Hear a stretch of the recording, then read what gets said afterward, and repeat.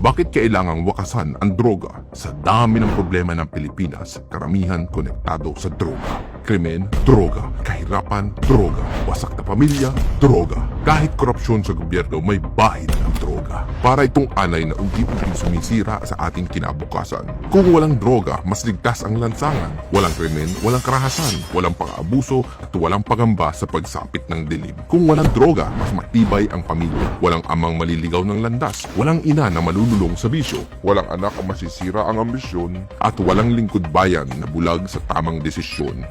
Kapag walang droga, mas maunlad ang Pilipinas. Mas maraming Pilipino ang may marangal na hanap buhay, dadami ang oportunidad at mababawasan ang maruming pera sa gobyerno. Kung walang droga, mas may pag-asa ang susunod na henerasyon. Mas maraming kabataan na makakapagtapos, mas maraming pangarap ang matutupad at mas lilinis ang gobyerno.